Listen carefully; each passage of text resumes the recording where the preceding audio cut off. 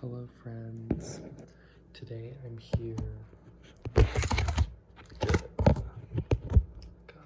alright, I'm here to talk about the book that I read this week. It's called House of the Spirits, La Casa de los Espíritus, by Isabel Allende, and she is a Chilean author. She's a really great Latin author. So I managed to read the first chapter, which is 60 pages, and that took me about 4.5 hours, which is kind of, I don't know, I think I would expect that just because like I'm not a very fast reader in Spanish, and half the time I'm like spending time like looking up what words mean, and like I have this whole vocabulary book that's like dedicated to this. It has all of my words that I find interesting or that I don't know, and I put them in the vocabulary book and I memorize them. But yeah, so I'll give you a little synopsis on the first chapter. So okay, chapter 1, it starts off in the setting of a cathedral. So this is Palm Sunday, I'm pretty sure. And what's fascinating about this is the day that Barabbas, the dog who later appears in the novel, arrives in town. So what happens is basically they're in church. This family, the main character, at least I think the main character, her name's Clara, and her and her family are in church. And then she has this like moment where she basically says, let me find it.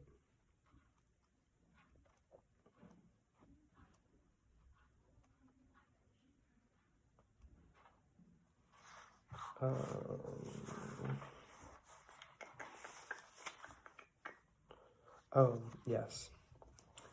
Basically, she says, like, if the story about hell were true, basically we'd all be fucked. Which is like quite the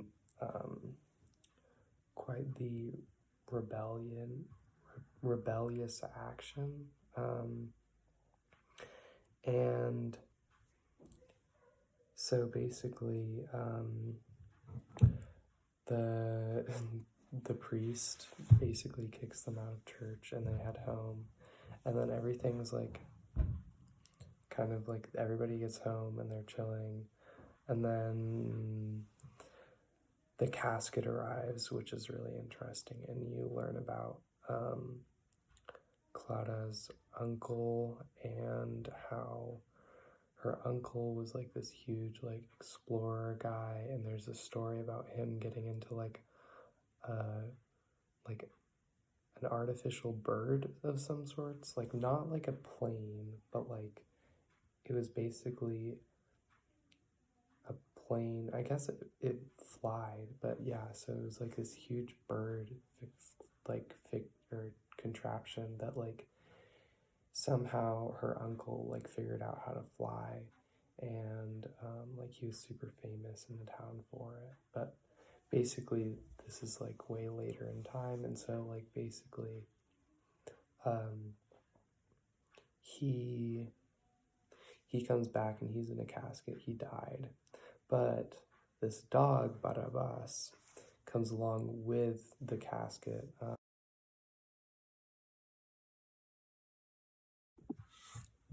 And then, okay, the significance of the name of the dog is really interesting because Barabbas is like a biblical allusion. So he was apparently like a prisoner, and like on Passover they had this thing in the Bible where like they would free like a prisoner, and they would like basically absolve the person of their sins. And like, okay, so then it was Passover, and it was Jesus and this guy Barabbas, and Judas Iscariot let Barabbas go, and he was like a revolutionary. He was like a kind of like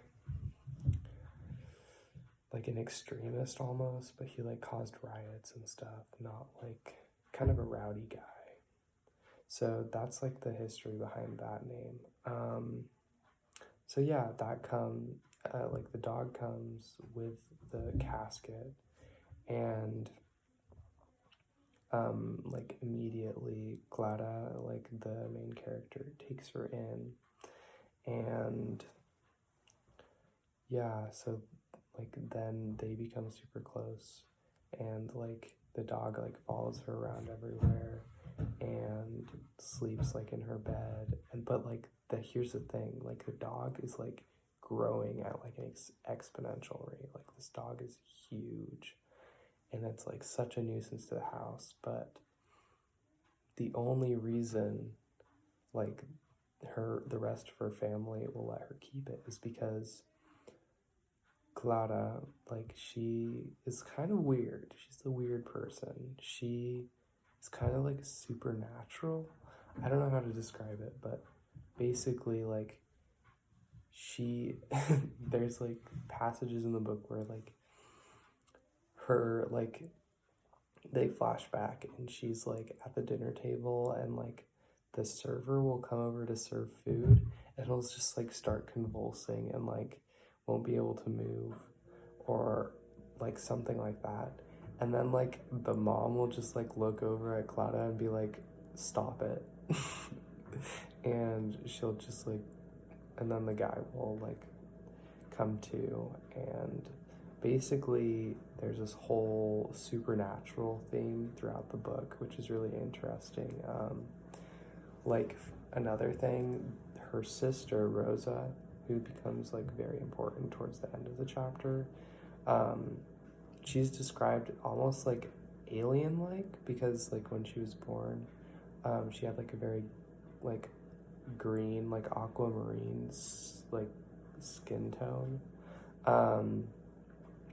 and also like her hair is dyed green, which is really interesting. Like that's not really something that you probably would have seen like in the time period that this book is set. This is set like,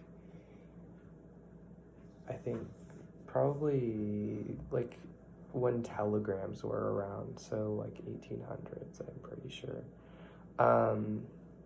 which is crazy. But yeah, she's like beautiful, but like it's insane. The girl Rosa, she is like insanely beautiful, but it's like to such an extent that it's like almost unreal. Like she's like almost alien like, and like there are a lot of sections of the book where she's described that way.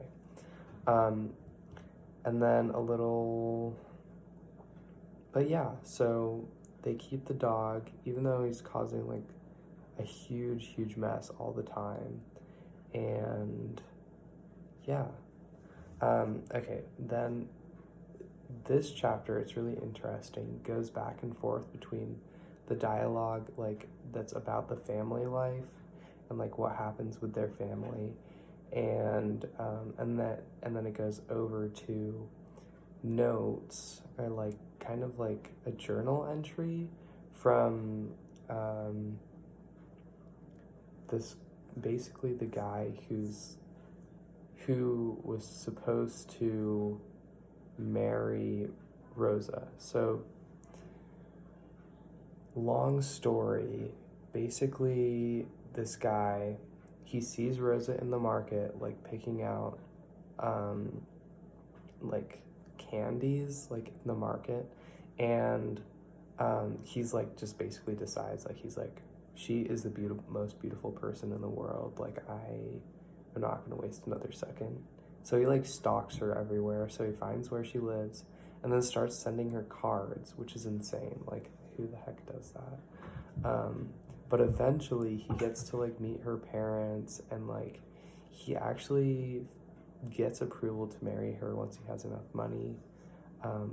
And so what he does, because he's, like, a middle-class person, not super wealthy, is he decides to go off to the mines in the north in search of gold, which is kind of like a stupid idea in my opinion, because, like, that's such a lottery. Like, I don't know. And it admits it in the book. Like, he says that, like, most people were not lucky, blah, blah, blah. And neither was he in a way, but that's a different story. So it's him writing notes about, like, his experiences in the desert and how he felt about Rosa and how he loved her so much.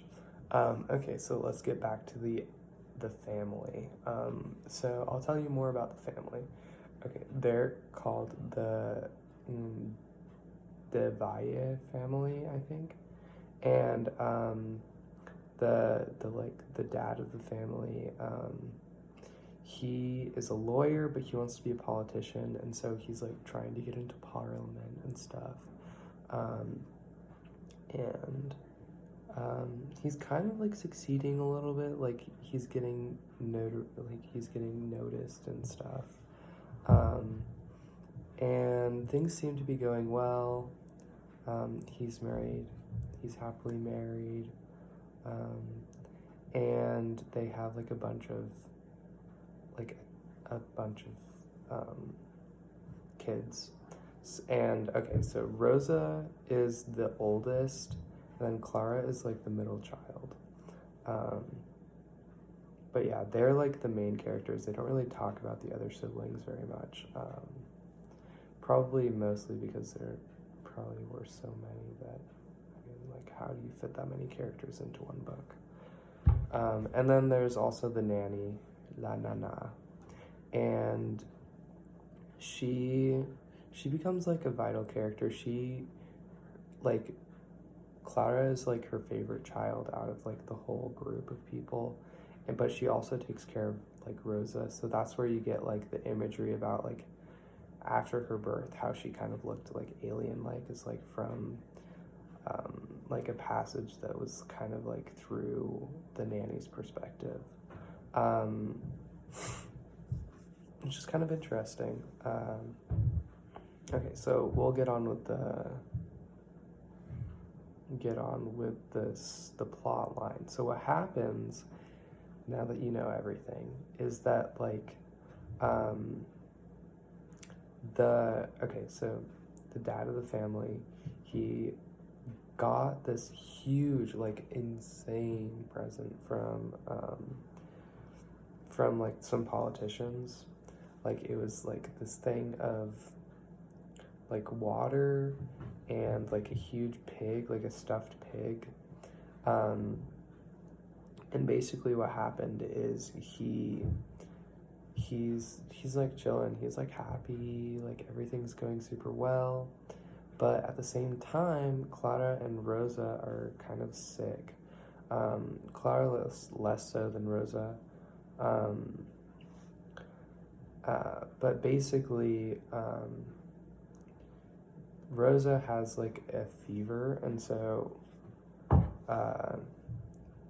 basically they decide to, like, the doctor tells them to, like, make a concoction of, like, honey, water, blah, blah, blah, blah, blah, blah.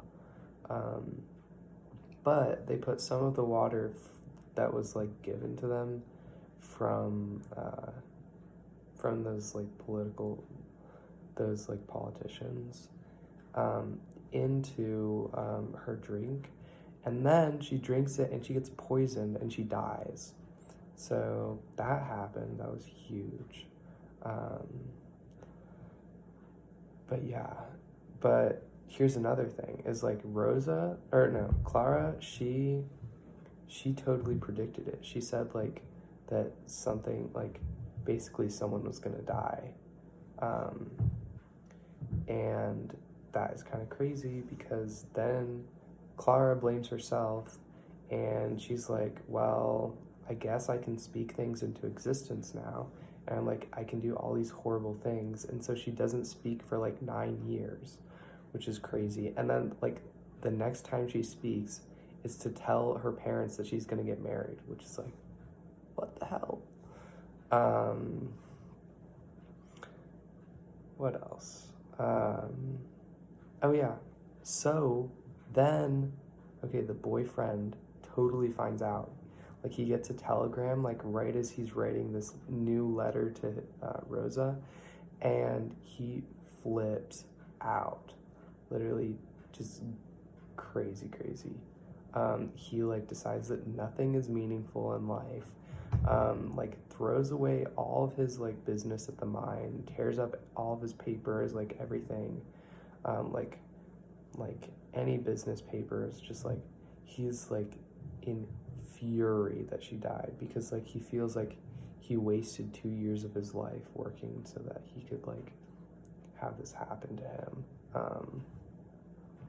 which is valid. Like I definitely would have regretted that if I were him. But yeah, he makes it back to like his hometown where Rosa's getting buried, and he makes it like within 2 days, right before the wedding, or not the wedding, the funeral, and basically it's like the craziest thing. Like he like does not sleep like the whole time he's going there because he's just like so sad and like angry at the world. And yeah, but basically like he gets there, he like helps with everything, and then he like stays overnight in the mausoleum with like her like at her gravestone. He like tips off the guy, whoever works at the graveyard. I don't know what they're called in English, but gravemen. Yeah, I don't know, whatever. But like he tips off the guy to just like let him chill at the gravesite, and like just like literally just talks to her all night. But like honestly, I feel like I would want that to happen to me. Like if I died, dang, that would be kind of nice to have someone to just like talk to me in my first like couple hours of being buried. So yeah, I don't know, it's kind of interesting. Really cool first 60 pages. A lot happened. I was really surprised. I also think it's like kind of interesting, like the class dynamics, like the whole idea that you have to like be of a certain status to like marry someone of like that status. And I think that's still alive today for sure. But yeah, I thought it was a good book. I really like that it has like strong female like protagonists. I feel like a lot of classic books don't really have that, which kind of sucks. I mean, there are a couple, but it's like a lot of dead white guys, so what can you do? But yeah, thank you so much. How I felt about making this project, I felt great. What can I say? It's kind of tight. I proved my knowledge. I hope you liked seeing my beautiful face right before I go to bed. But yeah, I mean, we vibing. We're out here. And yeah, thank you. Have a good night.